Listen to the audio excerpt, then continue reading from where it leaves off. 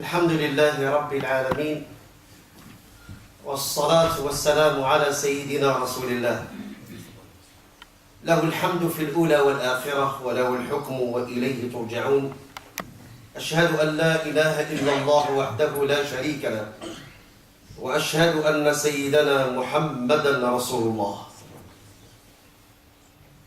يا أيها الذين آمنوا اتقوا الله وقولوا قولا سديدا يصلح لكم أعمالكم ويغفر لكم ذنوبكم ومن يطع الله ورسوله فقد فاز فوزا عظيما أيها الإخوة المؤمنون Allah subhanahu wa ta'ala, the merciful, the loving, the compassionate, says in the Quran, O you who believe, be mindful of Allah Azza wa Jalla and always speak the truth. And Allah Azza wa Jalla promised that if we do this,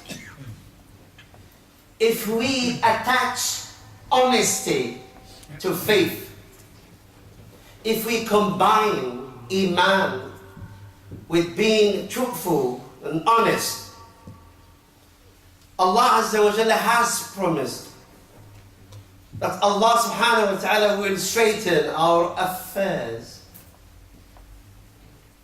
dunya affairs, deen affairs and matters, and al-akhirah. But be honest. Be honest. The attitude of honesty, the character, the living communication, dealings and feelings and words. Then Allah Azza wa Jalla drew our attention to what success is in Allah's estimate, not in our estimate. Because to us, success is always combined with dunya and wages and gold and silver, graduation and money and asset properties. When Allah Azza wa Jalla said, and whosoever has obeyed, listen to this, ya ikhwan, obedience to Allah and His Messenger. This is what najah is. This is what success is. And whosoever has followed, وَمَن يُطِعِ اللَّهَ, the word ta'ah is to follow, is to submit. You're going to submit. Let me come back to my mind. Let me come back to myself. Let me ask my boss. Let me ask my wife. Let me ask my friends. No, that's not Islam. That's your Islam. The real Islam is to submit in total. And you have no say because you don't know. Allah knows everything. Allah knows what success is. That we are trying to achieve is what success is. Obeying Allah and His Messenger. Do we have options? No. Do we have option to pray or not? No, we don't have options. Do we have options to implement our religious duties? No, it's no options. We have to. Otherwise, we have never been submitted to Allah Azza wa Jalla. So if you obey Allah and His Messenger, you're going to obey Allah Azza wa Jalla, because in His obedience there is felicity. In His obedience there is tranquility. In His obedience there is companionship. In His obedience there is friendship. In His obedience there is strength. In His obedience there is provision. In His obedience there is peace. In His obedience there is a victory. In his disobedience there is failure. In his disobedience there is agony, pain and suffering. So it is you to choose. You're going to obey Allah, you disobey Allah. You disobey Allah, you will have a life of hardship. Yeah, like many people today are suffering. A life of misery, a life of pain, a life of depression. وَمَنْ أَعْرَضَ عَنْ ذِكْرِي. If we abandon the dhikr of Allah Azza wa Jalla, the salah when it's a due time, the zakah when it's a due time, hajj when it's a due time, Saum, Ramadan is coming, less than 4 weeks, if I'm right, and it's a due time. If you obey Allah Azza wa Jalla, Allah will open up the gate of goodness. If you disobey Allah Azza wa Jalla, I don't think you would like to have that kind of life. And whosoever obeys Allah and His Messenger has indeed achieved manifest achievements. Brothers and sisters, this is just introduction. I hope I'm not going to be that long in this Jummah sermon. But we all want, inshallah, to benefit from one verse. And it speaks about education, and it speaks about knowledge. You know this ummah of Nabi Muhammad sallallahu alayhi wa sallam. This is the ummah of ilm. This is the ummah of honor. This is the ummah of ilm, and light, and guidance. قال الله عز وجل إنما يخشى الله من عباده العلماء. إنما يخشى الله من عباده العلماء. Only those fear Allah from among His servants. Who are they? Who have knowledge. If you have knowledge, then you know what Allah is. If you have knowledge, then you know what Islam is. You know what Quran is. And you will have the criterion. You will have the light. You will live a life of dignity. A life of knowing what you should do and what you shouldn't do. You know the purpose because of this education and knowledge. يَرْفَعِ اللَّهُ الَّذِينَ آمَنُوا مِنْكُمْ. Allah elevates those of you who have believed, those who have acquired knowledge. Allah elevate them. Sometimes you look at the person in dunya term, very poor. The man has got knowledge. When he sits, people surround him. They want to learn from him. He's honored. And he's loved. And the people enjoy his companionship. They learn from ulama. Ulama. So, ikhwani, education, the importance of education is non a disputable matter. So what is education? At-tarbiyah in Arabic. At-tarbiyah. Education is a ta'lim, at-tarbiyah. You get yourself educated so you know what you're doing. How to think and how to make decision. Because ignorance, wal-'iyadu billah, is frightening and it's very dangerous. And there is no place of ignorance in our deen and Islam. Al-Quran al-Kareem speaks about every entities. Everything that we need is in here. Even how to walk is in here. How to smile and laugh is in here. Businesses here, marriages is here, relatives, friends, halal, haram, past history. happiness, Jannah, ways leading to paradise. In this book, a glimpse of life of the Prophet, Prophet Moses, Prophet Ibrahim, the senior prophet, Adam, Noah, Abraham, Moses, and Isa, and Muhammad sallallahu alayhi wasallam. Histories, parables, examples, laws, rules. The Quran al-Kareem, fortunately, which we are not following today. We are not following this book. We read it, most of us don't understand the content of this book. Though you read the Quran al-Kareem, alhamdulillah, you get some reward. But some of the verses speaks to you. Some of the verses, it speaks to you, it addresses you as a reader.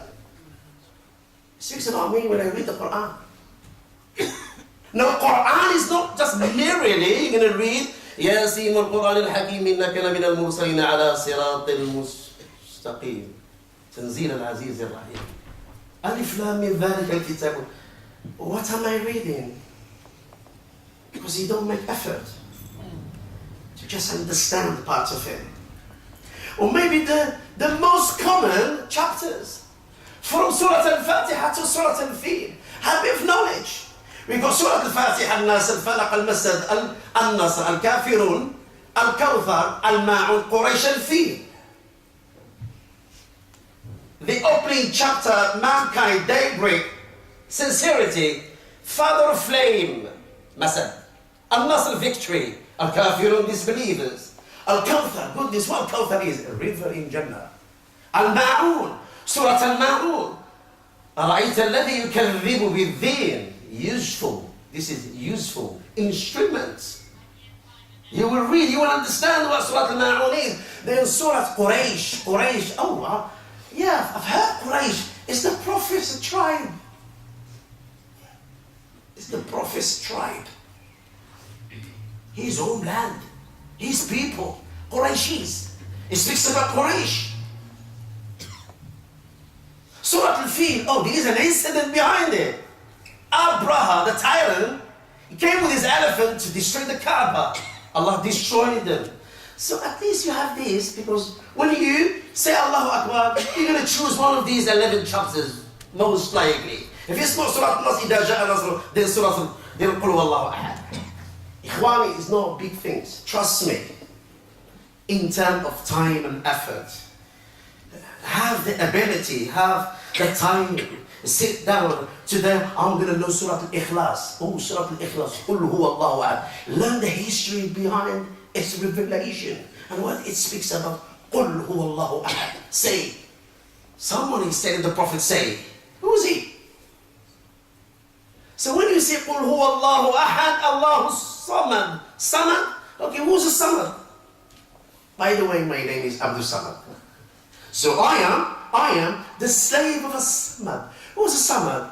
Samadh, he self-sufficient, he doesn't need anything. So when I read, قُلْ هُوَ اللَّهُ أَحَدٌ, Allahu Samad, I know what am I reading, what I am reading.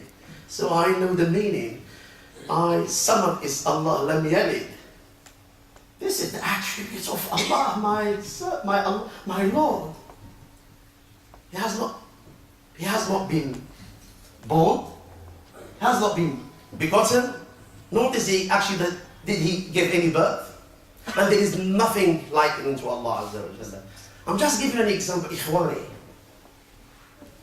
So we can safely say education is the knowledge of putting someone's potential to maximum use.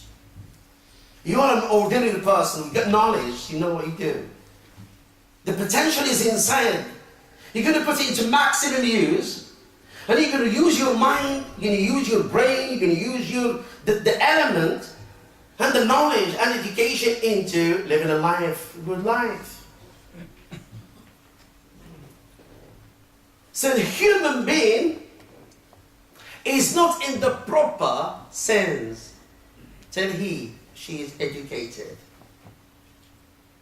And these ahamiyya, ikhwani, this importance of education is basically for two reasons. For two reasons. The first one is that the training of human mind is not complete without tarbiyah. Because tarbiyah and ilm and education, gaining knowledge, makes man right thinker. And it tells man what to do, how to behave, how to make decisions and judgments. Number two, the second reason is that only through the attainment of tarbiyah and ta'aleem, man is enabled to receive information of the external world, to acquire or acquaint himself with the past history, and to receive the necessary information regarding the present. How are we going to know about the present? The past, I should say. How am I going to receive information of the external world? How am I going to be acquainted with what's going on? Bit of knowledge, bit of education. How am I going to secure a bright future based on ilm and education that will actually give me the ability to live a good life? Ikhwani, a person without knowledge, person without education, if I can give you an example, it's like someone walking along a track in a complete dhulma, in a complete darkness. Imagine somebody who doesn't know the way, he doesn't know where he's walking, he hasn't got signs, and he's definitely, most likely, his steps will wander aside. Am I right or not? Yeah. Not just this, there is Abid and there is Alim. And the shaitan can easily deceive you without ilm. Easily. You are an easy target. Shaitan's web. Shaitan's traps. Shaitan can attack you, can whisper to you, can ruin your life because you don't have ilm, you don't have education, you don't know how to balance things and how to know, how to distinguish between right and wrong. So I would say, Ikhwani, that our greatest, this shows our greatest danger, not poverty, not al-faqr. Our greatest danger is ignorance, which is the roots and stem of all kind of evil. And the most frightful thing, an action done without knowledge, it is not shame, ya ikhwan. I don't want to be negative or abusive. It is no shame on us that we don't know how to pray. Or maybe we pray, we don't know what we're doing. Even the knowledge about salah. Ignorance. We don't know how to pray, we don't know what is takbirat al-ihram. I'm going to share what takbirat al-ihram. Allahu Akbar. Takbiratul ihram. Ask somebody what is takbirah. What is an ihram? They don't know. Takbirah is Allahu Akbar. Oh, how ihram is connected with takbirah? Yes, ihram, because when I pray, I am restricted. There's restrictions. The thing that I can do when I am praying, I can't eat, I can't drink, I can't move. I can see my phone. I can move this left and right. I can leave my spot where I'm standing. So when I say Allahu Akbar, I enter into that path of restrictions. Like Hajj, when you go into, you pull a garment of al-Hajj, and also there something that you shouldn't do. So our greatest danger is ignorance. الجهل. We as a Muslim, جهلنا بتعاليم الدين. I'm not talking about no Muslim. As a Muslim, we are the Muslims. Our ignorance of the Islamic teachings and our awareness what the Quran teaches and what guidance has been given to the Prophet Muhammad sallallahu alaihi wasallam. The dilemma of Muslim today, unfortunately, you must learn, you must actually seek knowledge to become a doctor, an engineer, yeah? And to become this sportsman, and have a graduation, a certification. Your parents, your friends, your loved ones, the entire society say you should get educated, you should learn. I'm not saying this is haram. I'm not saying it's haram. Your effort, your journey to acquire knowledge in dunya is still halal. So what about ta'alim al-din, ya ikhwan? People say to you, okay, without education, there will be no future. You have to plan your future. You have to build your career. It's good, alhamdulillah.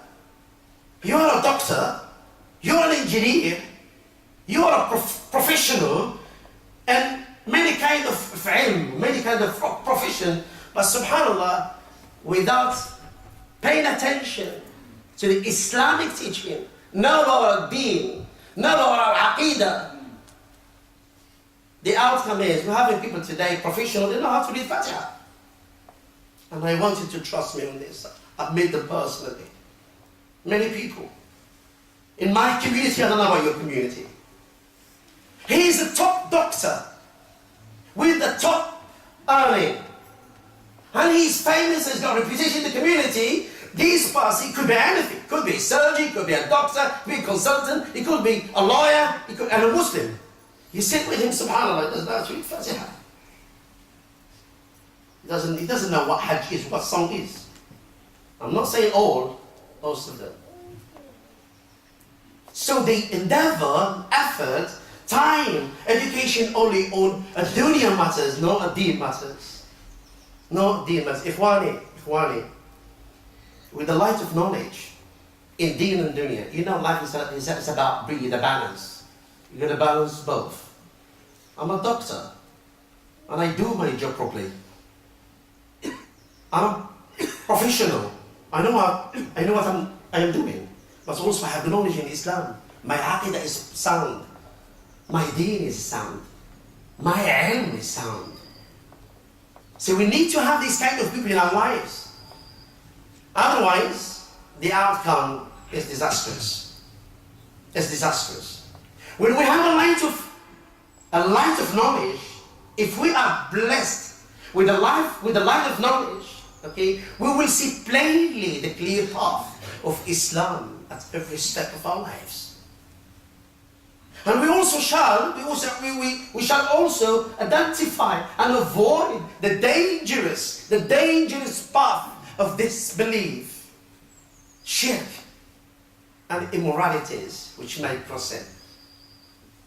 And whenever some false guide meets us on the way, meets you and me, because I have knowledge of deen, I have knowledge of Islam, any false guide, any person who's got corrupted aqidah will come and ruin my aqidah and tell me some false information, a quick words with him will establish that he is not a guide who should be followed. So ikhwani, it is a journey of gaining knowledge. It is the effort of pursuing a path of gaining knowledge. وآخر دعوانا أن الحمد لله رب العالمين. الحمد لله رب العالمين والصلاة والسلام على سيدنا رسول الله. أشهد أن لا إله إلا الله وحده لا شريك له. أشهد أن سيدنا محمدا عبده ورسوله. إخوة الإيمان. How great importance is attached to learning in Islam can be understood from an event in the life of the Prophet sallallahu alaihi wasallam. We learn from history in the Ghazwa of Badr, the first battle that happened in Islam, in which Rasulullah sallallahu alaihi wasallam gained victory over his opponents. 70 people of the enemy rank were taken as prisoners. We know that from the history. What happened in the Ghazwat Badr? 70 people. These are prisoners of war, but they were literate. They were educated. So Rasulullah sallallahu alaihi wasallam, being a prophet of Allah, in order to benefit from their tarbiyah, that's a non-Muslim. They were captured in the battle, but they were learned prisoners. The Prophet sallallahu alaihi wasallam declared unto them, prisoners, he declared, if one prisoner teaches 10 Muslims, if he teaches 10 Muslims how to read and write, that will serve his ransom, as his ransom, and he will be set free. Now this was the first school in the history of Islam established by the Prophet Muhammad sallallahu alaihi wasallam, with all his teachers being non-Muslim. And furthermore, they were all war prisoners. Do you know the Prophet Muhammad sallallahu alaihi wasallam, how he lived? Below ordinary. Jibreel came to him and said, Ya Rasulullah, if you want me, I've got a permission from Allah, I've got the authority. If you want me to convert, to turn all the mountains of Mecca into gold and silver for you, I can do this now. I got the power from Allah Azza wa Jalla, Jibreel. And Jibreel is a senior angel who's entrusted with wahy, 600 wings, such a mighty and huge angel. You know what the Prophet sallallahu alaihi wasallam, that the people today, they speak ill, they speak bad about the Prophet. They don't know the history. They know who the Prophet Muhammad sallallahu alaihi wasallam was. He said, brother Jibreel, because he is brother in messengership. Jibreel is Rasul. The Prophet Muhammad is Rasul. He said, brother Jibreel, I am happy the way I am.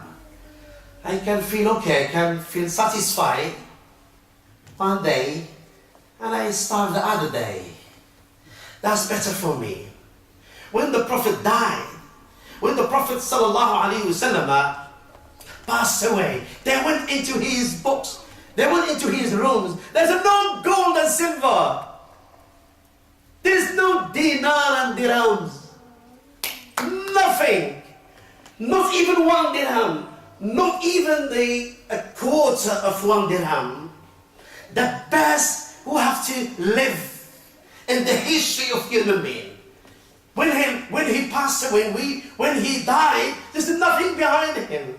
So the people, they may think, oh, the Prophet have gathered, have saved a fortune, a wealth for his family. No. Rasulullah sallallahu alayhi wa sallam يقول إِنَّ الْعُلَمَاء وَرَثَةُ الْأَنْبِيَاءِ. And Allah Azza wa Jalla said to the Prophet, I think in Surah Taha. Surah Taha is verse 144. وَقُلْ رَبِّ زِدْنِي عِلْمًا. Allah commanded the Prophet, Ya Muhammad, live off of these gold and silver, and glamour, and the glitter of this life, palaces and mansions and properties and tribes and money and wealth, and leave that. Say this. Say what? وَقُلْ رَبِّ زِدْنِي عِلْمًا. See? Oh Allah, oh my Lord, increase me in knowledge. Increase me in knowledge. There is not enough. There is no satisfied. No. You should seek continuously al-ilm. And the superiority, as I'm coming to the conclusion, the superiority of the one who has knowledge. He said, there's a lengthy hadith in Imaam al-Tirmidhi. It's a bit lengthy. Try to reduce it. The superiority of the one who has knowledge over The one who's merely a worshipper, who merely worships. This is Abid, this is Al-Alim. The Prophet said the superiority of this over that Abid is like the superiority of the moon over every other heavenly bodies. And ulama are the heirs of the prophets, and the prophet didn't leave money behind them, rather their inheritors were knowledge, and whoever acquires it has indeed gained manifest share. It's not about money, it's about education. Ikhwani, the Islamic principle that promoted, the Islamic principles that promoted advancing civilization, today we have left that path. Today the status of the Muslim Ummah, the humiliation, disgrace and defeat. We used to be those people before. When ilm was the element, when ilm was the main focus, when ilm was the main behind our endeavors, ilm and khashya of Allah Azza wa Jalla. The first one is seeking knowledge continuously. These are the principles that will advance societies. And we Muslims have done this before. And we are aiming to do it, inshallah, today with ilm. With ilm, coming back to the deen of Allah Azza wa Jalla. Seeking ilm continuously, sincerity in the action that you do, whatever action you do, you're going to be sincere on it, if it's dunya or deen. Then have the ability, was it to actually aspire the best achievement in what you do, and justice and equality. Ulama of the past have mentioned that the true knowledge is the fear of Allah. The true knowledge is good manners. The true knowledge is humility. The true knowledge that you know how much knowledge you need. That's also is a knowledge. Because you know that you don't know. The true knowledge, brothers and sisters, is to use your time that which is beneficial. And when I said knowledge, don't get me wrong, I'm not just saying the deen of the salah and the zakah and the aqidah and the ilm of Allah Azza wa Jalla. No. Islam calls us to learn all kind of beneficial knowledge. And you know that the branches of ilm and education and knowledge vary in stages, in which the highest is not physics, not maths, not geography, not sociology, not all these dunya ilm. That's not the highest education. The highest ilm is the ilm of the Creator. So you know about Allah. Is the ilm of Allah Azza wa Jalla. When I say the ilm of Allah, is the ilm of Sharia, the Islamic law. Islamic law. What is halal, what is haram. You know about deen. This is the highest. And after that comes the other actually field of knowledge. Ikhwani, the Prophet ﷺ also mentioned that if you have that concern, and if you have that passion to gain knowledge, and to have to actually follow a path in the pursuit of knowledge, these efforts is a leading way into Jannah. قال النبي صلى الله عليه وسلم من سلك طريقا، الحديث في الإمام عند الإمام البخاري، من سلك طريقا يلتمس فيه علما سلك الله أو سهل الله به طريقا إلى الجنة. You're going to travel into that country, into that community, into that place. Yeah? It doesn't matter if it's near or far. With the intention to gain some education, to gain some knowledge, and the pursuit of knowledge, Allah Azza wa Jalla will facilitate.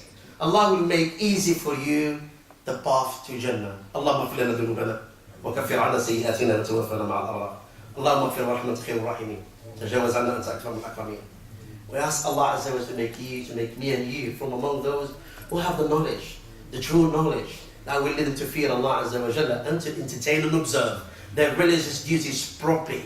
We ask Allah Azza wa Jalla, as He has given us the ability to assemble today in this community, in this gathering, to make us from among the people of Jannah, to accept our sermon, to accept our prayer, and to make us love one another, to make us cherish one another, and show respect to one another, to make us a good people who will contribute to the well-being of the community and the society and to the entire world. We ask you, Allah, to make us from among the people who know what they are doing. They know the purpose of this life.